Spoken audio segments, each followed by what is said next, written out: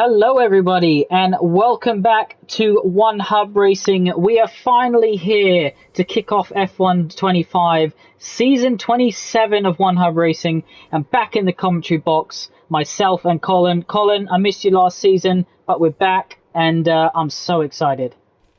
Honestly, I have never been this excited for a One Hub Racing season. It's going to be an absolute belter. And I mean, the weather, Nick, is nothing short of typical British weather.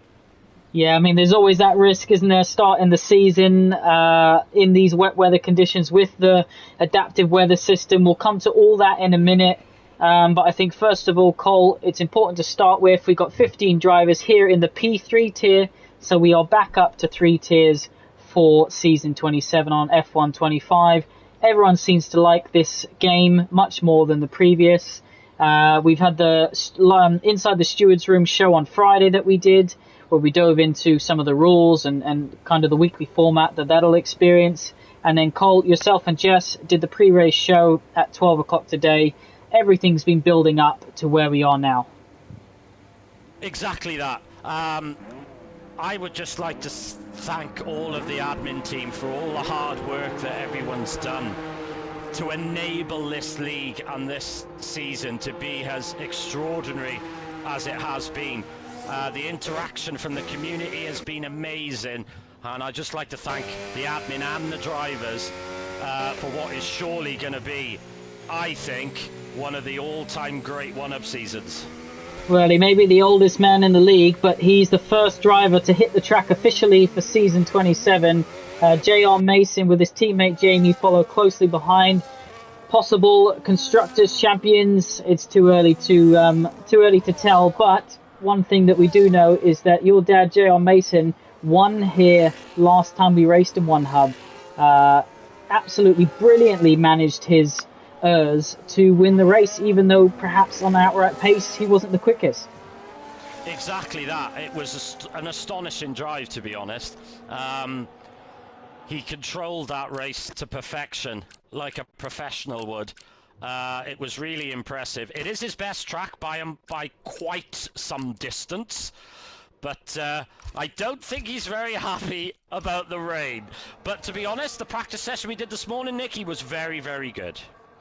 Well, let's talk about the weather, because as everyone can see, it's heavy rain. You can see John drifting through Chapel there, and Jamie following closely behind. There's a Red Bull now in between them.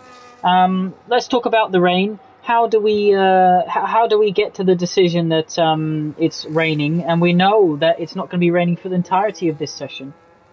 Exactly. This is where our adaptive weather system comes in. It was my partner's Nick's idea, and when he first said it, I was wondering what he was thinking. It's actually turned into my favourite thing about One Hub. It is pure genius. So we have a set scenarios that we use. These scenarios are used with the wheel, like you saw this afternoon or on the pre-race show, and that weather is determined for the qualifying and for race. Those scenarios are then deleted, and then that leaves the remaining scenarios for the rest of the season. So today, qualifying, you can see it is very, very wet, but it's very wet to overcast. So at the end of the session, we could see some slick running. The race is going to start very, very wet. It's then going to go to overcast, and then it's going to end very wet. So it's the strategy today, Nick, is going to be absolutely key for these drivers. Yeah, lots of pit stops with changing weather conditions, and that's one of the reasons that I introduced or suggested to introduce this system, is so that we didn't just get full wet races where it's fairly hard to overtake, bit boring, one stop. Yeah. Obviously we do 2 stops mentor in the league, but generally in 50% races it would just be a standard 1 stop. So, it spices it up with mixed conditions, gives drivers perhaps drivers who aren't the quickest on a week-to-week basis the opportunity to score those podiums and potentially even those wins. But it's on approximate, don't forget. One thing it also does, and I forgot to add this actually, we had one season a couple of years ago where we had 6 wet races in a row. And it's things like that that we wish to avoid, and this is what this adaptive weather system does for us. And I think it's absolutely fantastic. Well, you can see John started us off with a 46.5. Riley goes into second, so only half a second between those two cars, and yet they were on different compounds of tyres. So you can see the inters and the wets being used. Oh, as the Mercedes touches the grass and goes off towards the end of the lap, the Ferrari just squeezes through. Wonder if that put one of the Ferrari drivers off. That'll be Jacob. And Jacob actually didn't put him off, sets the quickest lap time. So Cole, because the weather is set to approximate, even though the conditions are customized to what it's being drawn to, it means that every session will be slightly different. So these drivers are going to have to think on their feet, not just for this qualifying session, but for the race. And with it drying up, we know that you're going to want to be out there as late as possible. Yes, I can see there being quite a queue, to be honest, going out towards the end of the session. But nice to see some drivers now getting a little bit of wet weather practice in, because they know it's going to rain in the race as well. So you can see some of these drivers just trying to get used to the conditions to give them an idea of what to expect in the main race. And you can see a lot of the drivers I've been on board with already are drifting around some of these corners. Let's talk about the wet weather in this game as we're running on board with the Aston Martin down currently in 14th place. His teammate Jack Craig, who's a returning driver to league, up in 4th. Let's talk about the rain in this game, Colin, because it's changed quite a bit and it's actually a lot more fun. It is far more fun. It's still treacherous. It's still very slidey. But the way that the cars react, you can now catch it.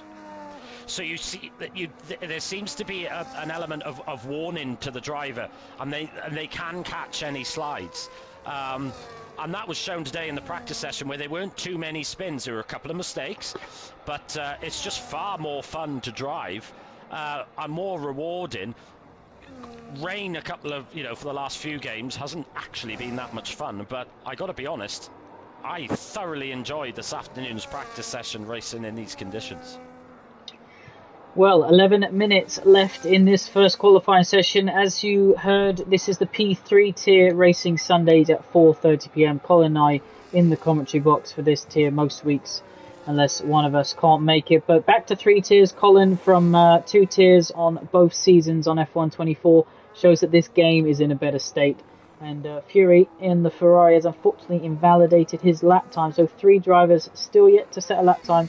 Matthias is coming towards the end of his lap now, and you can see how much the rain has stopped. So is it going to be inters at the end? Is it going to be dries? Let's see what the drivers choose. Bit of a mixture at the moment. Yes, I'm quite surprised to see such a difference already. But you can just about see now a drier line forming for these drivers now with 10 minutes to go. On board Matthias as he runs very wide into turn 1, showing how difficult it is to get that car turned into the apex. But great to see Matthias back, Nick. He's been with us many seasons now, and I do feel that if he can limit his errors, he could put on a championship charge this season. Yeah, he's definitely shown he's got the speed. Sometimes, wheel to wheel, and in certain situations he doesn't always make the best decision, and sometimes can be a little bit inconsistent, which is the complete opposite of what you need to win a championship, as Proverbs showed a few seasons ago when he didn't win a race but ended up the drivers' champion in the bottom tier. So let's actually talk a little bit about our drivers whilst we got 9.5 minutes left. So Colin Truth, returning driver to the league. Jacob is a new driver. Jamie is, of course, a veteran. Daniel is a new driver. Jack Craig is a returning driver. JR Mason, of course, is a one-hub legend. Riley is a new driver who we spoke to earlier on in the pre-race show. Yeah. Hockey Knight is a new driver to league. Matthias is returning. The Aston Martin, how best you say is Muse, isn't it? How we pronounce? Yes. So Muse or Guest. I think his name is actually Damien. Okay. I'm just going to double check that because he did DM me, and I hope I'm not getting that wrong. Let's double check. Yes, Damien.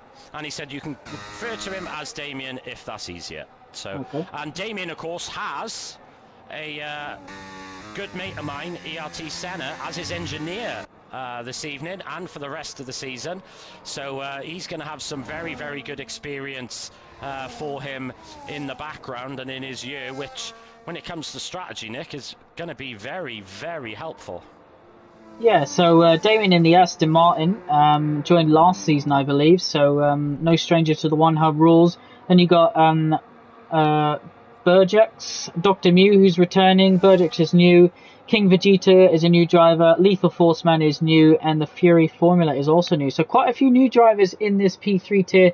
Some who raced in the P2 tier last season have, well, kind of stayed in the P2 tier, but in a sense stepped up, as we now have 3 rather than the 2. And you can see Riley, one of the new drivers, on those Inter tyres has gone quickest. Those lap times will come tumbling down as the session gets drier and drier. But one thing I want to ask you, Cole, is some drivers like the mindset when they're on Inters or wet weather tyres to just strap them on and just do a few laps consecutively. Yes, it's a tactic that I used during the practice session, and it did work quite well, to be honest. You get a better understanding. We haven't done, none of the drivers really would do hundreds of laps around here in the rain. Obviously, they would have done a lot of laps in the dry, which means that they know where the braking points are, where the turn-in points are. So it is sometimes quite handy to do a consecutive couple of laps and get into a little bit of a rhythm, and the lap times will drop. Well, let's see, as Jacob has to pass a Red Bull just on the entry to Cops there. That wouldn't have been ideal. You've got the 2 Mercedes. Are they on fast laps? Yes, both Mercedes are on fast laps. Burjax is up 1.8 seconds so far on this lap, so lots of time to gain as these conditions dry out, and we expect to see those lap times absolutely tumble down towards the end of the session. I can't see how long we got left in the session because it's just got the Sector 2 yellow flag stuck. But Damien, who we were talking about earlier, has jumped up into second place, but it looks like Riley at the moment has got a decent banker in before the flurry that we're expecting. That, I think, oh, and look at that. As soon as I was just about to compliment Riley on his lap time, oh my word, what a jump up that is. This just shows how quickly now this track is drying. Here Even comes though the Daniel. sun isn't out, but it's still, yes, here he comes. Let's have a look, puts it up into 4th place, goes 5 seconds quicker than his previous best. Jack Craig's on a hot lap as he comes through Chapel now. Down this hangar straight, he's 2 seconds up already. So he's the last driver currently on these wet weather tyres. Colin, is he going to finish this lap? Or is it better that he comes into the pits? He's the only driver that hasn't set a lap on Inters. Jack, if you're listening, I recommend you box. Good decision by Jack there. Very good decision. He bails out despite being considerably quicker. And this means now that he can put on either a fresh set of Inters, or are we going to see any slick runners? It looks like Inters to me, as Lukey says in the chat, because it's definitely still raining, but it's certainly drier now, and it's certainly intermediate weather conditions at the minute. Yeah, it definitely is. And the crossover on this game can be happen quite quickly, particularly in these short qualifying sessions. So you can see the rear of the car just doesn't want to stick through Luffield there. On the Ferrari of the Fury as he heads down now towards Cops, the only driver not to set a lap time, so we're currently on board. He'll have enough for 2 laps this one. Oh, as he cuts a little bit there, goes wide, almost loses it. That's invalidated his lap time, so under pressure he's going to need to save a bit of hers and then go again. I don't think he's going to have time to pit and do another stint. So look at this, Jacobs coming into the pits now. Jamie's just leaving the pit box, so Colin, this is going to be difficult to keep an eye on everyone. Truth was 3 minutes ago in first place, now he's down in 8th. It just shows how crazy this qualifying session is turning into as Fury decides to go for another run. So he's going to have to make sure he gets this lap in. He's got, what's he got? He's got 50% battery left, so it's not ideal, but that lap was a 41 flat. That would have put him 6th on the grid at the minute. So the pace for Fury is there. So here comes your dad in the Williams, coming through Beckett. Beckett's and Chappell as he enters the hangar straight. He's 4.5 seconds up already. So this is going to be a low 40. And interestingly, what he's done is he's given himself enough time to do a cool down lap and then go again right at the end of the session. So this is a strategy that I would be aiming for, just to be out on track as late as possible, improve with the conditions, and try and cross that line just before the timer ticks down. Yeah, I think this is a very clever strategy. Puts him on provisionally on the front row. Good lap there for Mason. Jacob's still out there with a 38.9. That's a very, very, very strong lap. But we know that the track is still drying, Nick. Yep, and it looks like Truth has invalidated his latest attempt, so he's going to need to perhaps... It looks like he's still... No, I think he's backed off now. So we expect him to be up there, but he's made a mistake. Hockey Night just goes wide at Cops. That's another invalidation. It's not something we've actually mentioned, as Matthias is now coming through Cops. As he's going to keep all four wheels on the track. Just about has to lift off, though. Invalidations are going to be tricky here and potentially cost drivers a handful of positions. Yeah, especially through Cops. It's very, very easy to invalidate Cops. Stowe is another corner that's going to be very tricky. As Matthias is 6 seconds up on his time, still with the last sector to go as he comes around Stowe corner. Make sure you don't run too wide, otherwise you will invalidate. Coming in now into the final club corner chicane. Very tricky on traction. As we exit the chicane, pins the throttle, crossing the line is gonna be a provisional pole with a 38.946. What a lap from Matthias. And if he keeps his foot down, Cole, doesn't lift off too much, he will cross the line with about 5 seconds to spare, which means he could be the last driver to cross the line, but he's gonna have to get a move on this kind of cool down lap, or is that him done and dusted? You can see that Jacob is on an out lap. JR Mason is currently just starting his final flying lap, so with 1:20 to go. You can see some other drivers on out laps. Is that the right decision, keeping the tyres in a bit of a better state, or do you want that extra lap to get some tyre temperature into them? Yeah, this is as Riley goes provisional pole on a 38.3, 6/10 clear. What a lap that is. I'm trying to keep an eye on everyone else because, like you said, Nick, it's very, very busy. Mason is a 10th up. Let's have a look at Dr. Mew is a couple of seconds down on his lap, but I think he's prepping for a final run. Jack Craig is 2 seconds up. Yeah, Truth is 3.5 seconds up. Had a bit of a moment coming into Chappell there before the hangar straight. But what can the McLaren driver do? He's no stranger in one hub racing. So 30 seconds left for any driver. All these drivers in the last sector are going to get another go at this. But I think Matthias might have left it too late. He is the green dot on the Sauber coming through Stowe now. So will he get another lap in? If so, he'll be the last driver to cross the line. Or will the Mercedes get one in? Truth goes quickest after Jack. Craig went quickest. But all these drivers, they're done now, Cole. So it's the drivers who are crossing the line in the last 30 seconds, all in Sector 1, that we're going to watch out for. And the Mercedes does just cross the line. Matthias comes into the pit. So Burjax will be the last driver to cross the line. Yeah, he's timed that to absolute perfection for Burjax. Can he make use of this? He's got clear air as well, Nick. So I don't think he's going to get held up at all. Mason crosses the line, 38.4. Matthias, 38.9. So he's done. So those two drivers are done. Here comes Jacob.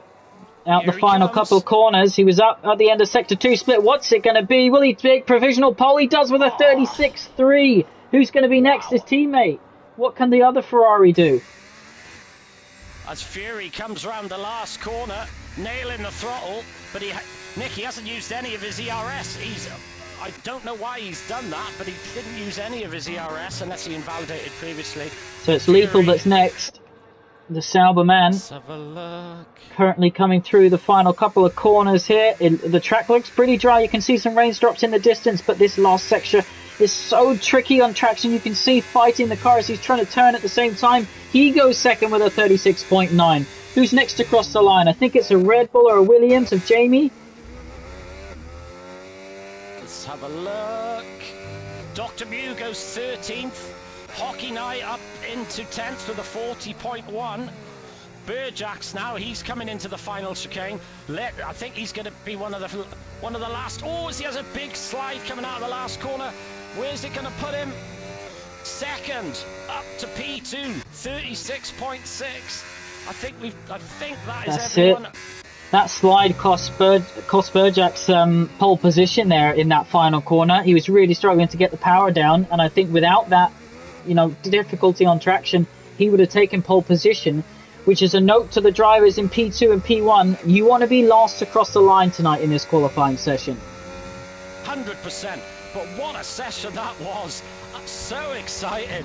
We had a feeling it was going to be exciting when we saw the weather, but what great qualifying. Big shout out to Riley as well. P7 for his first qualifying session in one hub. That is a tremendous lap. I'm sure he's going to be delighted with that. Who are going to be the disappointments, Nick, do you think? Well, the top 7 drivers didn't race last season in one hub. So what does that tell you? JR Mason was the best of the drivers who raced last season. Himself, Matthias, Jamie, they all raced in the same tier together, where the top 7, Cole, they're either new drivers or returning to the league. Yeah, so I would have thought that all those 7 drivers are going to be quite happy with their qualifying. And now it's the attention turns to the race, as I'm just going to take a photo of the grid for Jamie. So I'll run it through whilst you're doing that. Jacob takes his first pole position in one hub racing for season 27. The first pole position we have on F1 25. Burjax takes second. Lethal Forceman takes third. Truth in fourth. Daniel in fifth. Jack Craig returning in sixth. Riley on his debut in seventh. JR Mason eighth. Matthias in ninth. Jamie in the top 10. Hockey 9 11th, Damien in 12th, Dr. Mew in 13th, King Vegeta in 14th, and the Fury Formula, who didn't set a lap time, in 15th place. So we will be restarting, so ignore everything you're about to see on screen. The drivers will hopefully ready up straight away, retire from the session. If they complete more than the first sector, they will automatically be given a 3-place grid penalty, and we will be restarting the lobby, so we'll go back to the lobby once all the drivers have retired. Jamie, the tier coordinator, will set the grid, and then we will get ready to go racing. And we'll talk about exactly what the weather will be, in case you missed it earlier. And we'll have a chance to talk about car wear, which we haven't mentioned. Obviously, no one taking penalties in the first race this season, but still worth just mentioning. And then, of course, you've got the fastest lap rule, the mandatory 2-stop, and you can score points up into 12th position. So lots to talk about ahead of the race, Colin, as well as the strategy. But here we are in a wet Silverstone, getting ready for a lobby restart before going to the main 50% race. Yeah, so the drivers now, they got a couple of minutes to relax, get their strategy nailed down, which is going to be very difficult, especially with it's the weather on approximate. And of course, Nick, if we get any safety cars, then that, of course, will have a huge dynamic, because it means that it's either going to dry up a bit quicker, or the incoming rain's going to come in quicker. So it's going to be very interesting for these drivers. Going to be very difficult for them to make sure they're on the right tyre at the right time. Yeah, Jacob seems very happy, saying in the chat, yes, in capital letters. So his first pole position on his debut. Not everyone can say they've done that. And hopefully you'll see all these drivers retire as quickly as possible, so we can get back to the session, and then back to the lobby, and then we can get into the next session. And obviously, Colin, it doesn't really play too much into effect when it's wet weather racing, but of course when it's the dry weather, it means the drivers have all brand new tyres to use for the 50% race. Yes, exactly. Like you said, it doesn't really have much of an effect in these conditions, but when it's dry, it really does make a difference.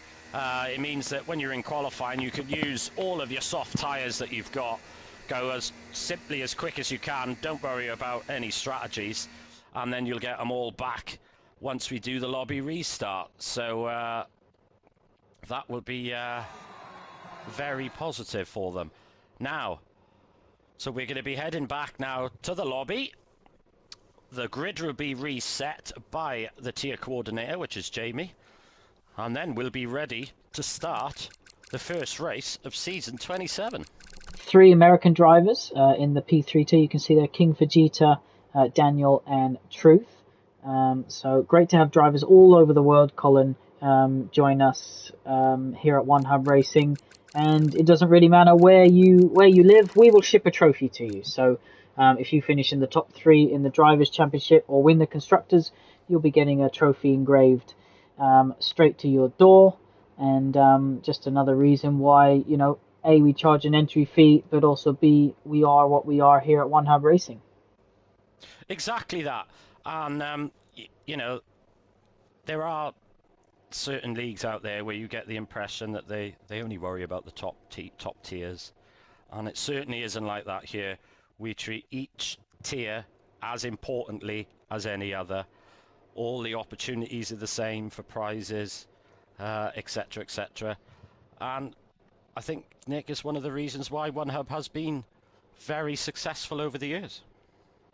Yeah, and we keep building and keep growing. We've added sim racing setups to our sponsorship program, and big thanks to them for the prizes they're providing this season for the sim racing setup driver of the day that we'll be picking at the end of the race. And yeah, it's just exciting to have so many companies and partners like Vespertine on board and helping us offer the drivers the package that we are able to offer them here at One Hub Racing. I really do strongly believe that no other league out there offers them the same experience that we're able to do. 100%. And to be honest, it showed last year where there were, number of leagues who went from 4 to 0. And we managed to still get 2 tiers, which I think shows the strength of the community that we have here at One Hub. And of course now we're at the 3 tiers as well. So if you've got any of your friends interested in league racing, send them our way.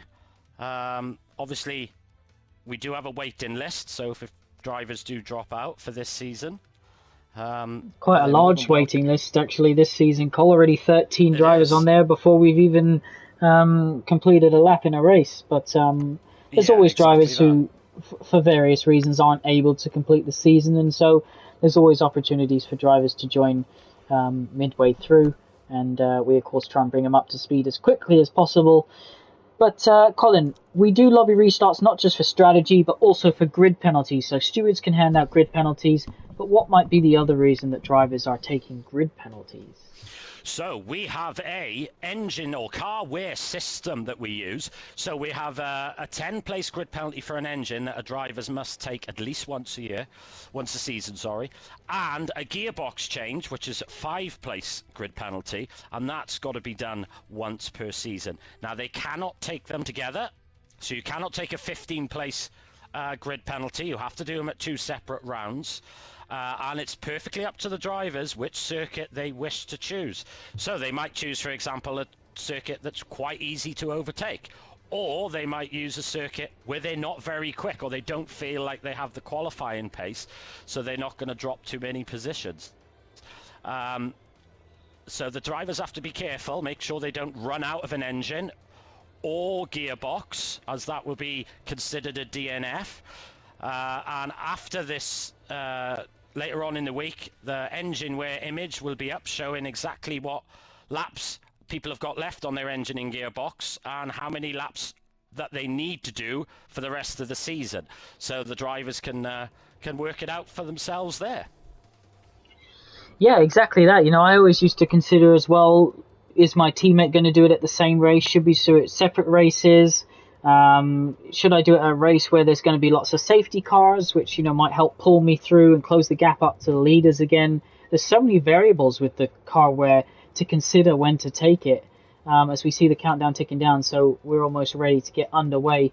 Cole, the drivers are going to be heading into this session. Those returning, it's still been a little while since they've done a league race, so they're going to be nervous. I imagine I'm going to be nervous tonight in the P1 tier at 7:30, especially when I'm sitting on the grid there. Well, I always am, but for me, it's an advantage. And this is what these drivers can do if they do get nervous. Use it, because you get adrenaline when you're nervous. That adrenaline focuses the brain. It means your reactions are quicker. It means you can think better, think quicker. So having adrenaline there is very, very important, in my opinion. And every single competitor, doesn't matter what sport you're doing, will always get that adrenaline going. And the best drivers in the world sports people in the world use that adrenaline as an advantage. Yeah, you got to use it as fuel to drive you forwards. Remember, there's no formation lap due to a glitch in F125. So for those 41 people currently watching us, 43 now, 44 watching us. Oh, that went up quick. 44 on Twitch. You can see the rain is coming down, Cole. Just remind everyone watching, what are we expecting in terms of the weather for this 50% race? Yes, so the race is going to start off very wet. No surprises there by that image. Then it's going to be overcast, and then very wet again. So when you do the custom weather, you can do 3 sets. So we do 3 sets. So it's very wet, overcast, and then very wet again at the end. When are the drivers going to switch to inters? Are they going to switch to softer tyre, to slicks, mediums possibly, maybe even softs? And will they have to go back on to inters when the very wet weather comes, Nick? Yeah, it's going to be really interesting to see who gets the strategy right, who pits at the right times, who calls it too early and costs himself a lot of time. And it's going to have to be a lot of thinking on the fly. Will drivers be getting speeding in the pit lanes? That's really going to hurt them. Will there be safety cars? Will there be a red flag, Colin? We've seen one before whilst we were commentating. So let's see, hopefully we don't get any big crashes. We don't want that on the opening round. Everyone, wants to have a good result. But remember, the top 12 do score points. Yes, and also one thing to bear in mind for the drivers as well. Don't forget, we do have a fastest lap point for the bottom 10 and a fastest lap point for the top 10. So even if you're running round at the back, it is still worth you pushing on, possibly coming into the pit lane for a fresh set of tyres to get that bottom 10 fastest lap. And Nick, we know from last season how important 1 point makes. 1 point was the difference between J-Luke winning P2 and Rich. If Rich had 1 extra point throughout those 12 races last year, he would have been champion and not J-Luke. Yeah, and I think it's testament to Rich's character. He's racing in P2 this season, which will go live at 6 p.m. But it's testament to bounce back from that, and get back on the road. To miss out by such a short margin is always going to be massively frustrating. But if you enjoy the experience along the way and you look at where you went wrong and where you can improve, that's the real attitude of a champion. 100%, and he should still be incredibly proud of what he did achieve last year. And as here we go racing, Nick, we have the 5 rate lads on. And season 27 is go, go, go. Who gets a good start? Jacob gets an absolute blinder. Clear into turn 1 as Burjax is following him. We've got a couple of cars off in the background, but I think we've managed to avoid any big incidences. Matthias went off. He's at the back of the field now, sensibly slowed down. King Vegeta being very slow there in the back as well, so they haven't had the best start. Matthias had the worst. You can see Fury's up 3 places. And you can see that Truth has gained on Lethal Floss, but Jacob absolutely nailing the start, although he did have a slight oversteer moment on the second phase of turn 1. But nevertheless, he is currently a second ahead. Remember, no DRS whilst it's raining. It is disabled. And Colt, it's going to be really interesting to see this crossover period. But it looks like everyone's got away decent. It's going to be very difficult to overtake here in these conditions. It definitely is, and I'm just looking at the tyre allocation that the drivers have chosen.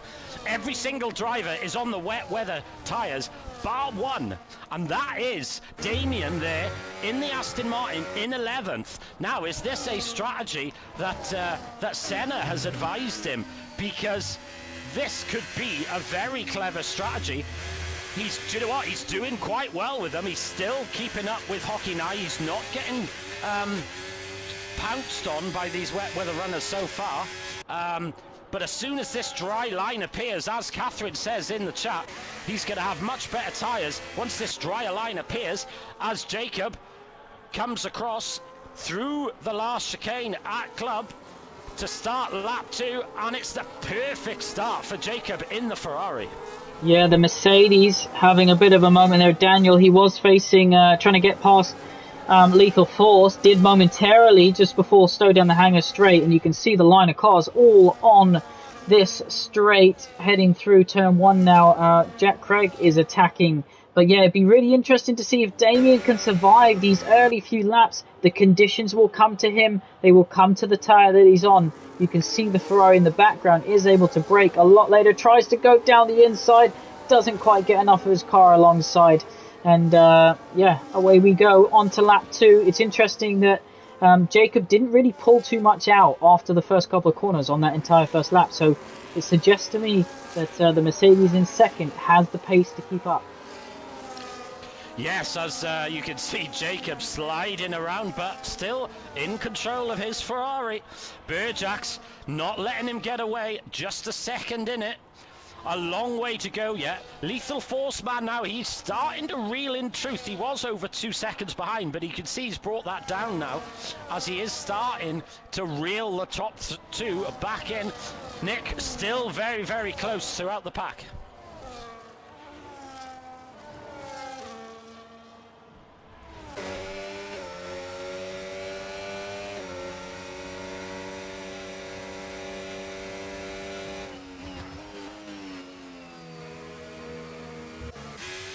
I don't know whether you guys can hear Nick. I cannot at the minute. Sorry, it was oh, there he is. my mic had disconnected. I was just saying that Truth was closing in rapidly on Burjax, but has a moment, almost comes to a complete stop, and Lethal Force is suddenly right on his tail. So Colin, and he's off onto the gravel. What's happened? That looks like a wheel issue, Colt, to me. That looks like a wheel issue. And that's a horrible 10-second. That's cruel. They just avoided. The 2 cars that passed him just avoided. So Truth. And the worst part of it is, so he's got issues. Look, you can see something's happening. Oh my gosh! There's been a massive accident. A massive accident. I think Fury is out. Fury went straight into him. No ghosting. King Vegeta's come into the pits. Surely that's a safety car. I'm only seeing Sector 1 yellow flags. But you can see also somewhere there, Burjax has got ahead of Jacob. And so is Lethal Forceman. So I think we are in the safety car conditions, Cole, right now. I think we are, yes. Truth almost certainly looks like equipment issues there. Don't know exactly what's wrong, but... VSC, I'm hearing, Colt. It's a VSC, not a full safety kit. But that was a big shunt, and there was nothing Fury could have done, especially in these conditions. No, that's right, and you can see a lot of damage on Truth's car as well, with side pod damage, so he's going to struggle, and now he's got a drive-through as well for speeding under the VSC. So it's ended. We're back underway. Jacob is right on the back of Lethal Force. So he wants to get whatever happened there. Maybe he made a mistake or got caught out. But the Ferrari man back up into second place. And you can see the other Mercedes of Daniel is right behind this pack as well. Riley's right behind Jack. And look at this, Hockey Nye also trying to get past JR Mason. So Jamie's got ahead of his teammate. But just coming back to that incident, Cole, that was a big shunt. But it just looked to me like Truth had some sort of connection or wheel issue that he was trying to deal with. Yes, he certainly didn't have full control over that car. That was very, very clear. Poor old Lethal Force Man has a drive-through penalty as well, so he's in the pit lane at the minute. Worst track to get this. It is. It's such a long pit lane that a drive-through around this track is really painful. Damien there, up in ninth, still on his intermediates. He is 6 seconds behind Hockey Nye, but sitting in ninth place on these intermediates, and this track is going to come to him very, very quickly now. Well, if we look at the gap to the leader, he's 15.5 seconds to the leader of this race. If he keeps that within 25 seconds, he's gained he'll be in first place, Cole. So Yeah, he's still got a couple laps to try and hang on with that gap. If he can do so, he will be in the top podium place because he will skip that pit stop. exactly that. This could be an absolute strategy masterclass from Damien here. And in these very, very heavy rain conditions, these inters are not going to wear that much. Inters tend to wear when the track is drying. The track is not drying really. It is a little bit, but not too much. So I don't think he's going to get much wear on these tyres either. So I think he's sitting in an absolutely fantastic spot as Jack Craig, returning driver, is all over the back of Daniel's Mercedes. Yeah, and Jacobs closed the gap to under a second, 7/10 now as they come to cross the line to complete lap 4. Is the rain getting lighter as you see the fastest lap changing between the top two? And we can see that the two Saubers are going side by side with Dr. Mew involved as well. There's an incident. Matthias comes across on Dr. Mew and sends Dr. Mew off the track. Perhaps he just didn't see him there, but for me there was plenty of room and you didn't really need to. You were going to drift to the other side of the track anyway, so perhaps that will be one that ends up in the steward's office. But let's jump on board with Jacob, the Ferrari chasing the Mercedes. So we missed how Jacob dropped from first to third. I don't know whether he had a minor mistake, but he's got back up into second. He is now chasing down the winner of the pre-season race last week at Hungary, and he leads here in the Mercedes in what I must say is atrocious conditions. Visibility is a huge issue at the minute, which Burjax hasn't got. So he's got nice, clear, sort of clear air, but he's going to have much better visibility than Jacob. But Jacob, look how much he closes through Maggots and Beckett's, Nick. Yeah, is he going to have enough ERS to try and get this move done into Stowe? It looks like he's going to go for it. Obviously, the rain light flashing isn't to say that they're not running any ERS. It's obviously automatically running in the wet weather conditions. Isn't close enough. What I will tell you is Damien is losing about a second a lap, slightly less, about 9/10 a lap to the leaders at the moment. So if things carry on for 5 laps, he'll still only be 21 seconds behind them, which will mean that when they come into the pit, all these drivers on wet weather tyres, he'll be right up there fighting for the lead. Yes, I think he will, as Lethal Force Man overtakes his teammate Matthias, and he goes into the top 10. I'm surprised that these two Kick Saubers aren't trying to work together a little bit more. Oh, as Lethal Force Man, I'm still trying to work out how he didn't spin there. That was a great catch coming into the last corner, but they are 11 seconds off the lead, which is not where they want to be at this stage of the race. Hockey night all over your dad in 8th and 7th place at the moment. So it looks like Jamie's got the upper hand in these conditions out of the two Williams drivers. So interestingly, Jamie not always the fan favourite of wet weather, but proving today that he's got a bit of pace, currently in 6th place. Riley's in a bit of a no man's land in 5th, but still top 5 at the moment. That's what he said he wanted on the pre-race show. So he'll be happy. Jack Craig is really closing in on the Mercedes into this Maggots Beckett's complex, but as we've seen, it's so difficult to pass. Yeah, it really is. Trying to get a good run. And of course, we don't know the wing levels of these drivers. Some are going to have a lot of wing on. Some are not going to have much. But look how close Jack is. He's going to have a look into Stowe corner. No, he thinks, no, not yet. I'll wait a minute. But it feels as though it's only a matter of time before Jack does overtake Daniel. He's almost certainly holding him up. As Hockey Night looks as though he's made a mistake. He's now nearly 2 seconds behind Mason. Guest is now catching Hockey Night and Mason at such a rapid pace. It is unbelievable. I think we've now entered the territory that intermediates is probably the better tyre at this stage, Nick. Yeah, last lap lost another 9 tenths, but it's not enough, is it, Cole? The leaders are going to need to gap him by 25 seconds due to how long the pit lane is here and how slow.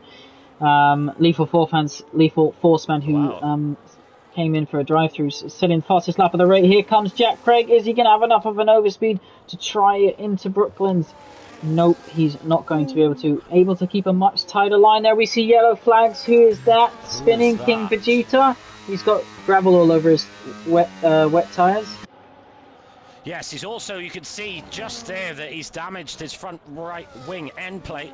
So he should probably box this lap, because having any sort of wing damage in these conditions is horrendous. So, but it's still a long way to go. We're only lap 7 out of 26. This race is far, far from over. First and second and third and fourth. Cole, here they come down the hanging straight again. Here we go. Jacob, very, very close. Jack and Daniel, very, very close. Jacob just sticking behind Bergerac for the time being. This is very, very good, patient driving from these top 4 drivers, which is exactly what you need to do. Not only to do well in races, Nick, but in championships. Bide your time. Pick your moment. Damien closed in on the back of Hockey Knight at the moment.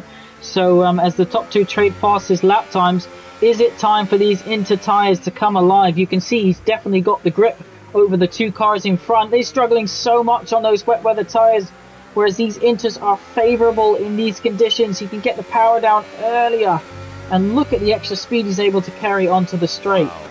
As he goes half a second quicker that lap than his personal best. This is brilliant from Guest. He's bided his time. He knew the track was going to come to him at some point, and you can see everyone else is sliding all over the shop, but Damien's got so much more grip. He is going to be in such a fantastic position. Yes, he's going to have worn tyres compared to the other. Oh, as Damien comes onto the Wellington straight, Colin McRae style, sideways, but keeps the car pointing in the right direction. But you can see how hard he's pushing now, Nick. Yeah, he really is. I imagine if anyone can make up a position, it'll be him due to the tyre delta. We'll keep an eye on that battle. Jack Craig still behind Daniel, fighting for third position. They're about 6.5 seconds behind the top 2 drivers who are coming onto the hangar straight. But Colin, it feels to me, unless you've got the gap down to 2-3 tenths as you start the straight, you're not going to be able to get alongside and get a job done, as we're hearing that Truth did have issues with his wheel. But look at this, the Ferrari and the Mercedes, they're coming into the pit. It's time to go on Inters. So this is it now. So this is when they're going to come in the pit lane. It's so crucial here. This Jackson. pit lane is a lot later, Nick. Far later. So it's going to... I was just about to say, Daniel, 10-second time penalty for speeding in the pit lane. This is what I was fearing might happen to some of these drivers. Now, I'm assuming they're going to go on to intermediates. Bergerac Hockey Night has put on a new... Oh, as Hockey Night gets a penalty as well. Bergerac has put on a new set of wets. Daniel has put on a new set of wets. I think that is an error from those drivers. I genuinely believe that is a mistake. And look at Damien. So he's come out ahead of the race leader, who has gone on to another set of wet. I think you're right. I think drivers have not selected on the car strategy properly, or double checked it, and they now gone on to another set of the full wet weather tyres, which they won't want, I don't believe, although with this shot, the overhead camera shot, does show quite a bit of rain in the air. But look at this, the Aston Martin team, one of them leads having not pitted, the other one is up into 4th position. Cole, let's have a quick look who has pitted and who hasn't. So we can see Burjax, Jacob, Riley, Daniel, Hockey Knight, Lethal Force, and King Vegeta's done a couple of them. And you can see that in terms of penalties, Daniel, Truth, and Hockey Knight all have a 10-second they've got to serve. Yes, and as Lukey says in the chat, Damien is net P1. The 3 drivers ahead, Jack, Jamie, and Mason, have yet to stop. So he is going to jump all 3 of them, and he's going to be the net lead of this race with a strategy from the gods. An absolute blinder, and I'm willing to bet my house on it that Senna's had an input into that strategy. Jack Craig carries on, so he doesn't feel he wants to come off these full wets just yet. Jamie is into the pit lane, slows it down nice and early. JR Mason is also coming, so are they double stacking these Williams drivers? John does go down to speed nice and early, perhaps just giving himself that time. And what's this? Yeah, Damien does carry on, so it's going to be an Aston Martin 1-2. Not only was he the net race lead, Cole, that you just mentioned, he was gaining on the 3 drivers ahead of him. So yes. He's got the pet. Oh, as he goes wide at Abbey, and now the Ferrari also on Inters is right behind him. Oh, is this side by side? And Jacob is through. And Berjac's now is... I'm surprised that Berjac is doing so well on these wet weather tyres. I thought he was going to struggle, but he will struggle soon because this track, although, doesn't seem to be drying as quick as I expected, Nick, as Dr. Mew gets a penalty for the pit lane. Yeah, so a lot of drivers, getting caught out by this slow pit lane here in Silverstone.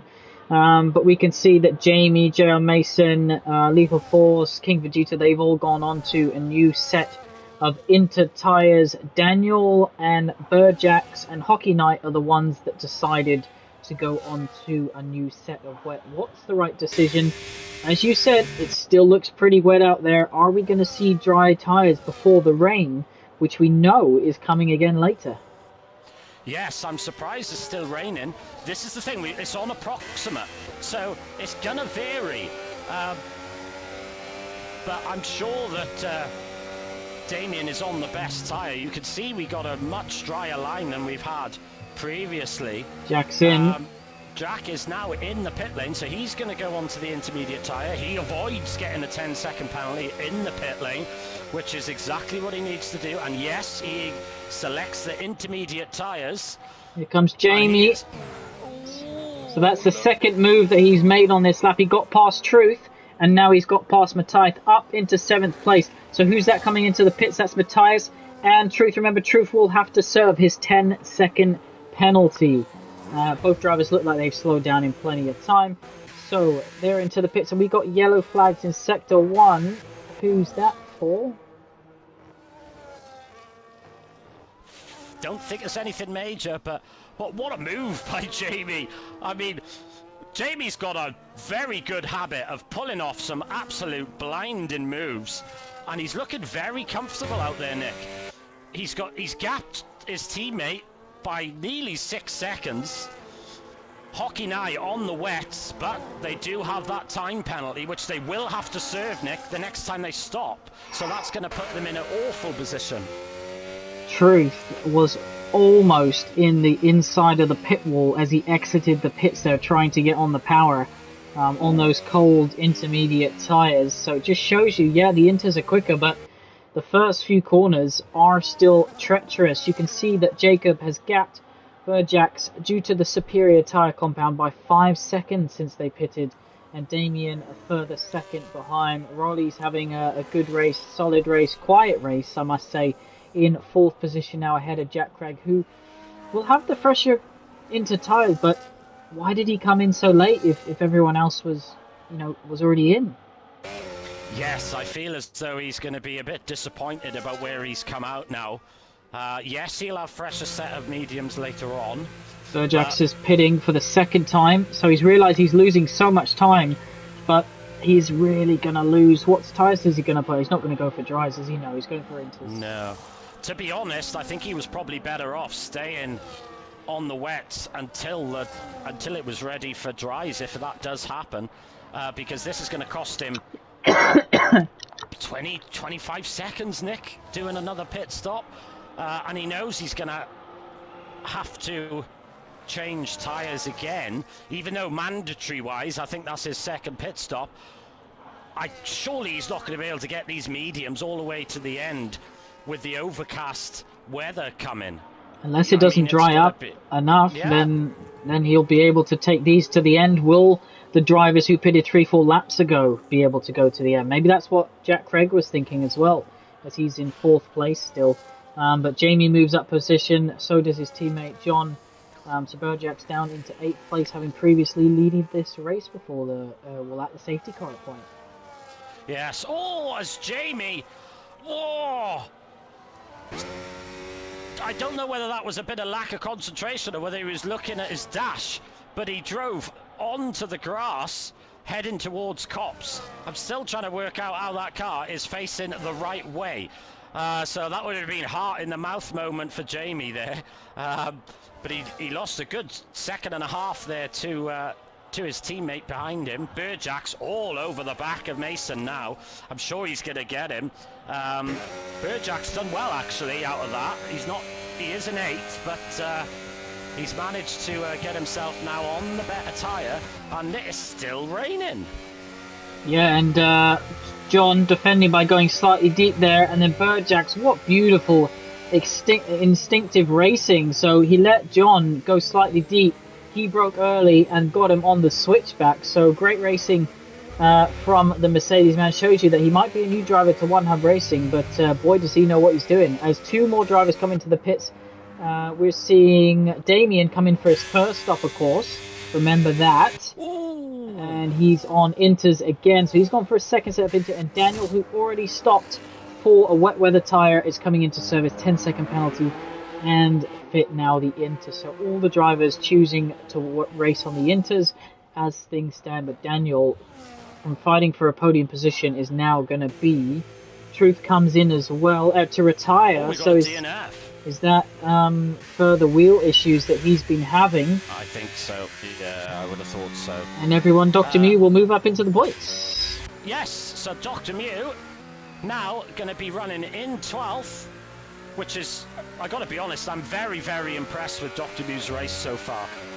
Very little mistakes, gone on the right tyre at the right time. What an improvement from Dr. Mew. I got to be honest, I love everything about this man. His attitude when he goes racing, never give up, keeps trying, gets better and better and better and better.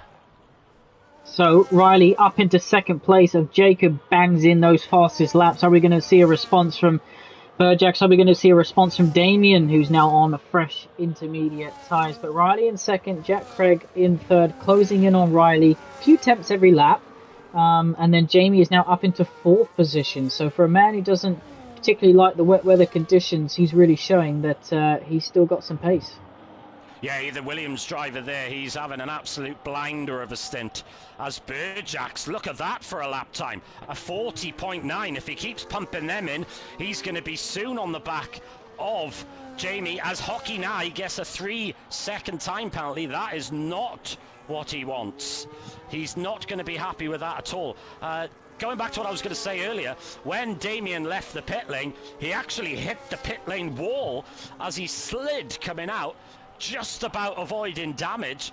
So I think Damien's heart rate might have just come down now, but I thought that was going to be curtains for his race, but he's just about got away with it. He's on those intermediate tyres. No sign of this rain going away, Nick. Yeah, it's from the practice we did, everyone went on to dry tyres, so it just shows you that approximate really spices things up a little bit. So all the drivers still on the inters because there is not enough of a dry line appearing.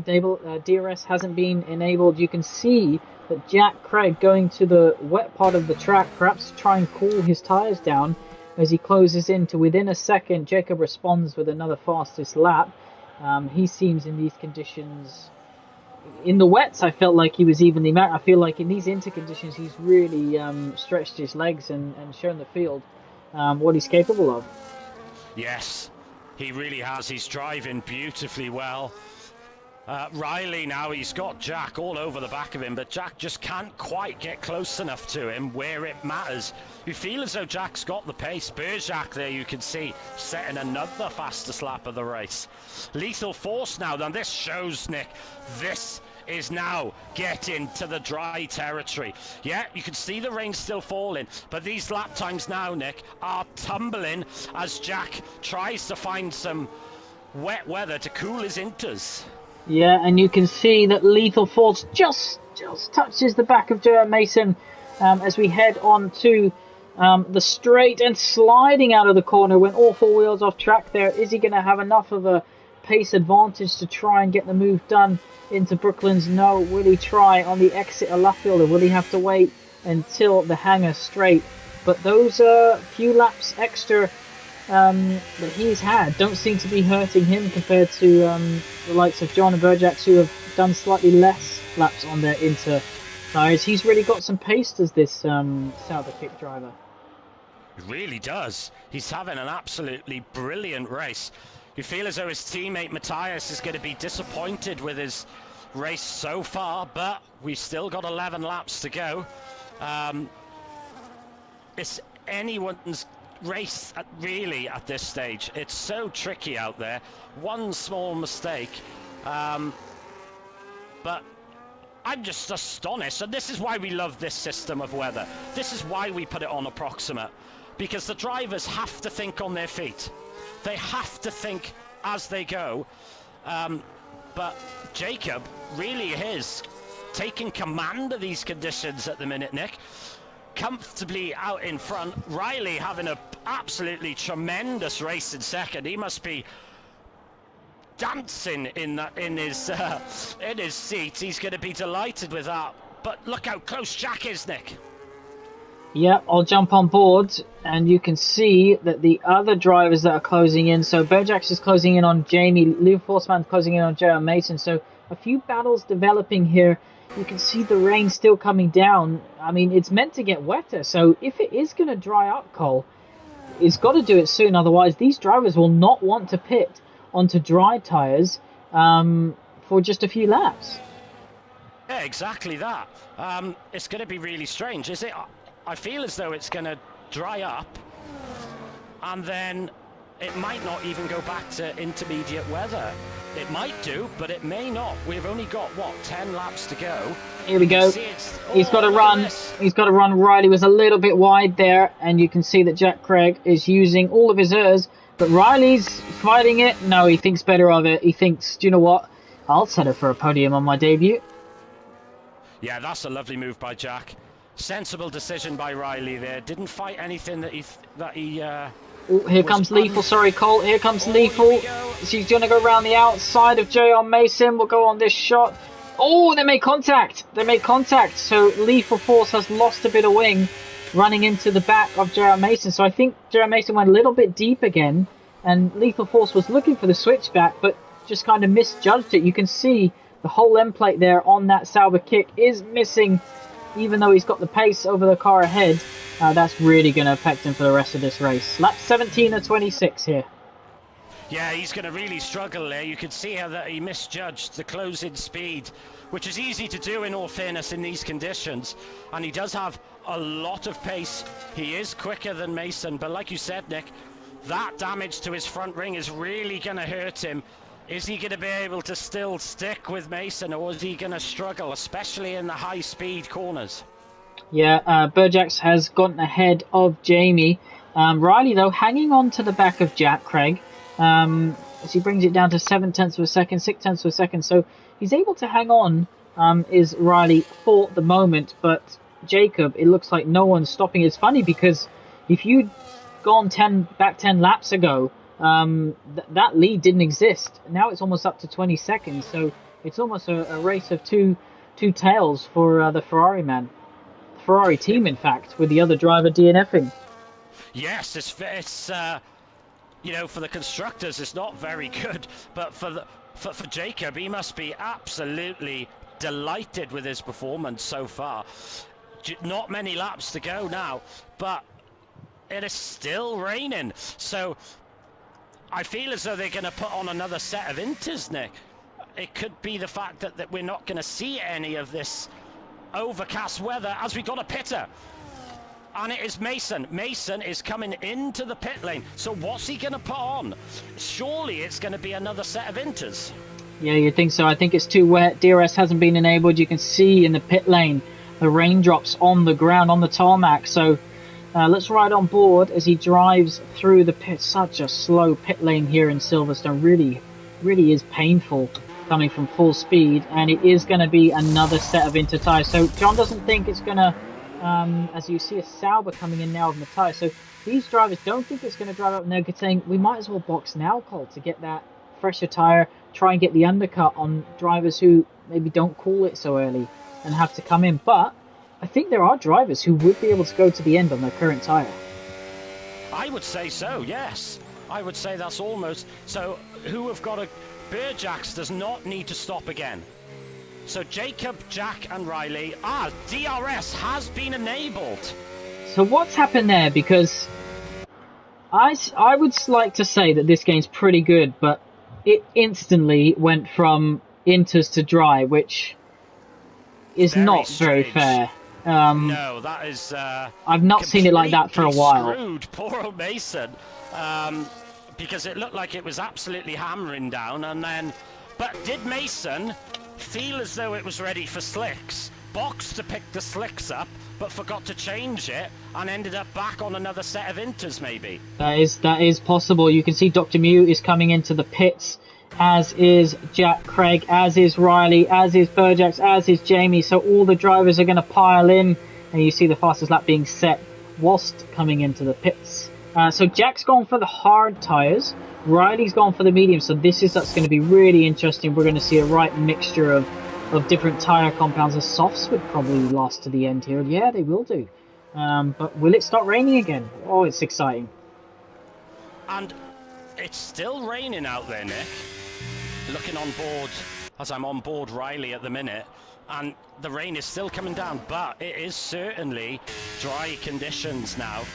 And you feel as though Mason's going to be in deep trouble, because he is now on the wrong tyre. I do think that he actually wanted to pit for dry tyres, you know, and just forgot to change it in the pit lane. I think that's what's happened there. I think he decided to go in a little earlier to get an undercut on the softs or the mediums, and has just forgotten to change it. Surely, Nick, he's going to have to box for inters again. Surely. Cole, I don't think the rain has continued. I think the rain has restarted. I think it went dry, and I think now the rain is starting to come back in its final phase of the race. Because to me, it looks like it's coming down heavier than when the DRS was enabled, when it went almost instantly dry. So, is JR Mason going to stay on this tyre? You can see the raindrops on the screen now, which weren't there a lap ago. What is going on? Yeah, do you know what? I think you're dead right. It looks heavier now than what it did before. Is DRS still enabled? That's the question. I think it is. It's going to be very interesting to see the lap times of these drivers. So let's have a look. Jamie's on the mediums. Mason is on the inters. It's currently 7-second gap between Mason and Jamie. Let's see if that gap increases or whether that gap starts to come down. That's a big clue as to what tyre is right. But Nick, it does look, I know the rain's coming down, but it does look pretty dry out there. Mason does a 36.2. That's the fastest lap of the race so far, but Jamie has pulled half a second out on him in one sector.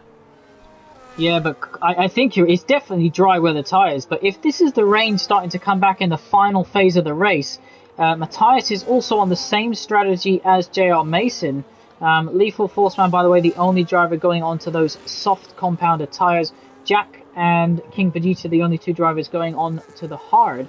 So Hockey Knight hasn't pitted, or he is coming into the pits now. What's this going to be? This is going to be for a set of mediums.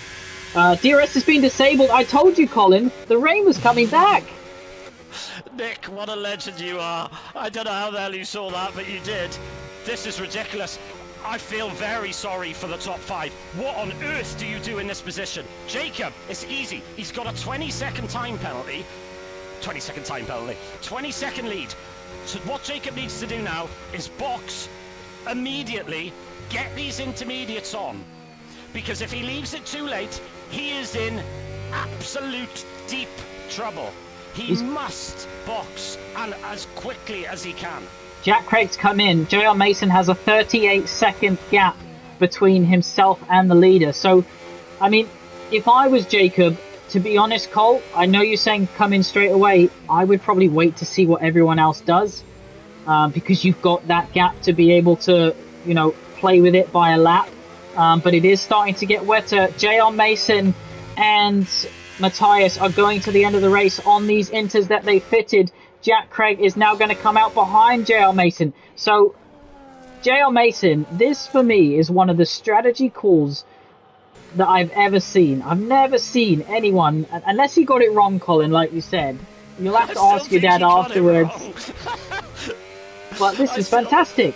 It's brilliant. Oh, wow, Mason nearly ended up in the wall there. That would be heart-in-mouth stuff. So Jamie now, he's boxed. So Jamie now is down in 8th place. Lethal Force Man is pitted. Guest is in 6th place on his medium tyres.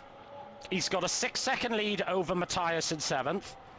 Is he going to be able to keep that pace going just with 5 laps to go? I feel as though he's going to end up on the wrong tyre. Jacob is now in the pit lane. He knows he's got that lead that he needs over 2nd place. So he should comfortably come out, Nick, in the lead of this race on a nice, fresh set of mediums with just a couple of laps to go.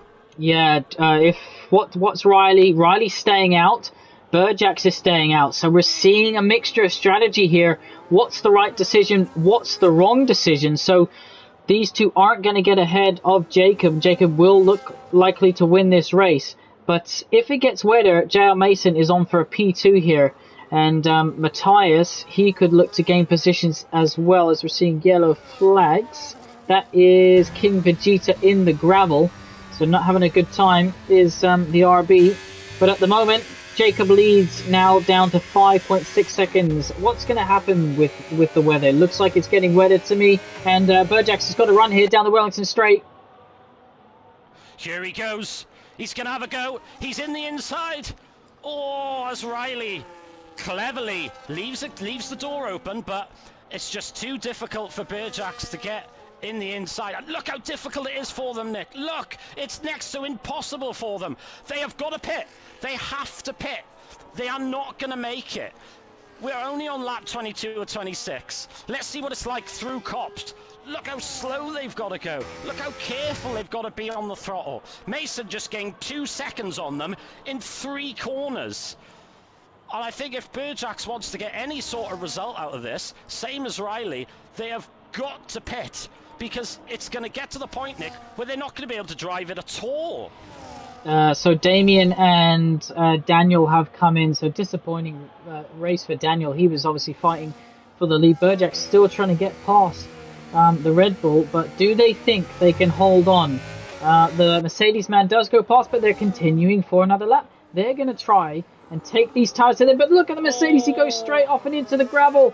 Manages to come back on. And Riley keeps the position now, but look at Jacob gained 5 seconds on them last lap. You know, they need to come in, or are they going to hang it out and try and just get a top 5? Yeah, I can't. I mean, I'm just looking at poor O'Reilly now, and it's like watching Bambi on ice. It's just no grip at all. But one thing I've been looking out for, Nick, is our returning driver, Jack. Look how much he's catching Mason up. Jack is on an absolute flyer. I've been on board with him the last couple of corners, and he's just completely and utterly in control of his Aston Martin, and he is catching Mason up hands over fist. He can sense a podium here, can Jack. He really can. He's looking at the drivers in front. He can see that he's catching the medium guys. He thinks, I could get a podium here, and he is really going for it. Yeah, well, he was in second, obviously, before these stops. Burjax has dropped over a second now to Riley, and you can see the gap now 15 seconds between the top two. Who else has stayed out? Hockey Knight stays out. Dr. Mew has stayed out in 12th position. Matthias is up into 6th due to that same call that J.R. Mason has done. But J.R. Mason, to me, looks most likely to get second. Jack Craig perhaps in third. I think they might have enough gap to hang on unless it rapidly gets wet to Matthias, the second and third place dry tyre runners. Yes, but don't forget, it's very wet that for the end of the race, not just wet. So this rain is only going to get worse for them. That's a 45-second lap for Bergerac. What's Mason going to do? It's a 41. They're catching at 4 seconds a lap. It's only a matter of time. Jack here now, he's got the pace on Mason, but can he find a way to overtake him in these difficult conditions? Don't forget, DRS is disabled. He's not going to get that opportunity. So he's going to have to find a way getting better traction or something, Nick, to get a move done. Yeah, Jamie's also closing in on Matthias as Hockey Knight gets himself a penalty. Let's have a quick look at the penalties, Cole. So we can see that Riley actually has 6 seconds, Matthias has 6 seconds, Hockey Knight has 6 seconds, Daniel has 3, and King Vegeta somehow has accumulated 22. We can see that everybody has completed at least 2 stops, the majority completing more than 2 stops. It's only JR Mason and Matthias and Dr. Mew who is still on dry, having completed only the 2 stops. So isn't it just shows you that when there's a race that has 3 or 4 pit stops, it's just so much more entertaining trying to figure out the strategy. Jack all over the back of JR Mason, but nevertheless they are closing in rapidly on the 2 in front. Jacob looks like he could go for an early toilet break and still win this race. 23 seconds now the lead. And just imagine, had he done the same strategy as the 2 behind, he'd be under big pressure from Jack Craig and Mason. As is Jack Craig going to try and go for a move here? No, he thinks better of it. Lap 25 out of 26, the penultimate lap, Colin. Who's going to finish on the podium? This is going to be very difficult to call, this one, but it does feel as though they are catching them at a hell of a rate of knots. But are they going to catch them quick enough? That's the key thing here. Burjack's now all over Riley.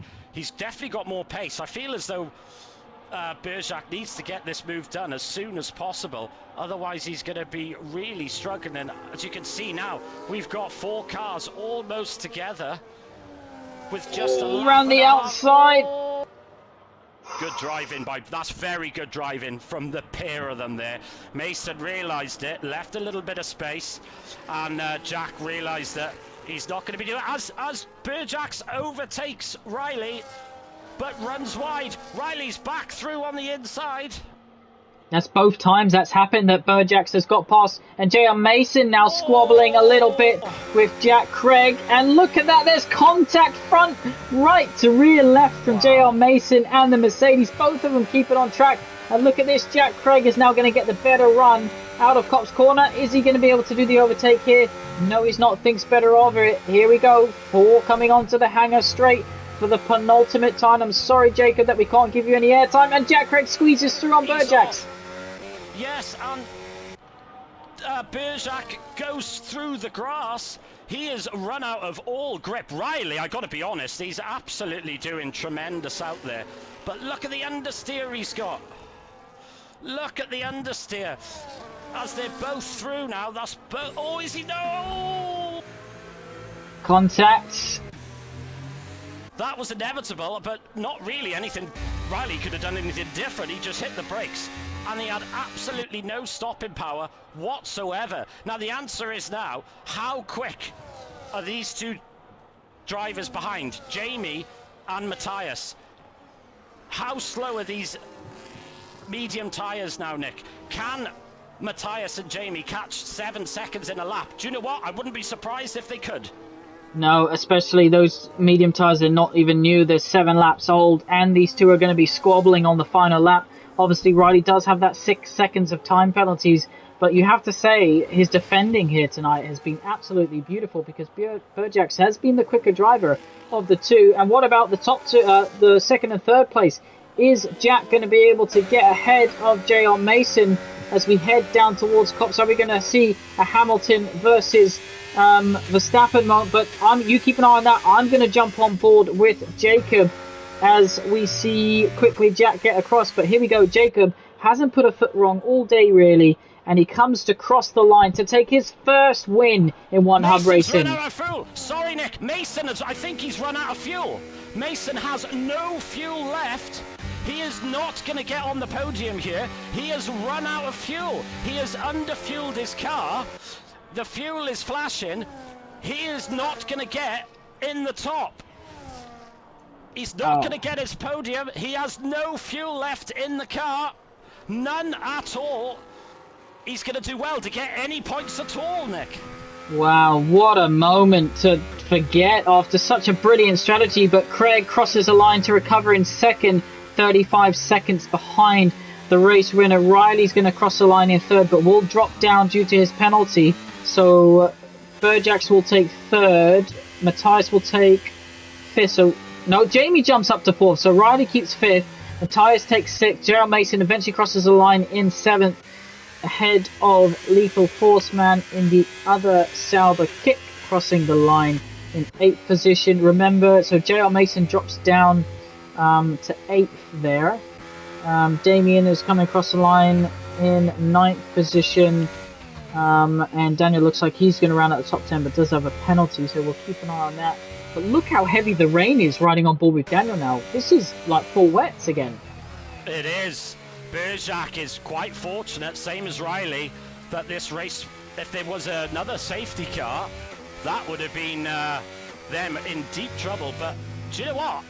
What a race that was. That had absolutely everything. I've never seen a race like that. Mason must be absolutely fuming. That is one of the worst bits of luck I've seen for many, many a season. Half a lap, that's all it was. Just half a lap of fuel. Yeah, usually use less fuel in the wet weather conditions, so maybe John underfueled his car massively. We do have the P2 tier starting very soon at 6 o'clock, Cole, so we won't be able to hang on too long. I'll quickly jump to the results screens and then you can run us through it. And then after that, we'll pick our sim racing setup driver of the day nominations. Yes, of course. As we see a British driver in a Ferrari winning a race. Will we see that in real Formula One this year? But what a performance. What an absolute performance from Jacob there. Absolutely demolishing the field. Alrighty, so Jacob finishes in his first win in One Hub Racing on his first race. Jack Craig returns to One Hub on the podium. Burjax recovers to third in his first race. Jamie takes fourth. Riley in his first race gets his wish and finishes in the top 5. Matthias recovers to 6th. Lethal Forceman is 7th. JR Mason, after that amazing strategy call, eventually finishes in 8th after running out of fuel. 9th was Damien. Daniel was in 10th. Hockey Knight 11th. Dr. Mew 12th, finishes out the point scoring position. King Vegeta 13th. And then we had Truth in 14th and 15th place of Fury. Those two had an incident, which I'm sure might end up in the stewards. Fastest lap inside the top 10 goes to Burjax. And outside the top 10, Colin will go to Hockey Night. So there you have it, all 15 drivers. And it's time to pick our sim racing setup driver of the day. Colin, as I'm such a gentleman, I'll let you go first. Oh, my word. That's tricky. That's very tricky. Do you know what? I think I'm going to have to give it to Jack. What a return to One Hub Racing to get second. Absolutely brilliant drive. So my question for you, Jack, is when you saw the two drivers ahead on the medium tyres, at what point did you think that there was a podium for you on offer? At what point did you think that you were going to get third? And of course, with Mason getting fuel problems, P2. Alrighty, great nomination. I'm going to give mine to Riley because I thought solid debut, was kind of in no man's land for the first half of the race, and then after not pitting onto the Inters again, eventually finished 5th. So Riley, my question for you is, how worried were you in the last stint about the drivers who were behind on Inters, and did you consider pitting yourself? So those are our nominations for our sim racing setup driver of the day. That vote will go live on Monday. Otherwise, Cole, we just need to thank our sponsors. So Next Level Racing, big thanks to them for the prizes that they've been providing to the league since season 14. Sim Racing Setups, as I mentioned, they sponsor our driver of the day, but also they sponsor prizes for the whole season, our driver of the season. So big thanks to them. You can also use the discount code OneHubRacing to get 5% off their setups. So whether that's for Silverstone, whether that's for the entire track package, or whether that's for next week, head over to the website and get their setups. Pure Sim Gear, big thanks to them providing us sim racing socks or sim racing gloves. Vespertine, who we partner with for our merchandise and provide prizes for our championship winners and second, third places in terms of merch. And then, of course, we run all our leagues through SimGrid, a massive community of sim racing drivers, which we are delighted to be a part of. I'm sorry for running through that all so quickly, but obviously we are running out of time because the P2 tier wants to get underway at 6 o'clock, where Colin and I'm sure will be tuning in, and we hope you all do too. Colin, final thank you before we head off. What a race that was, Nick. Great to be back racing in One Hub for season 27, and doesn't that set us up for an absolutely awesome season?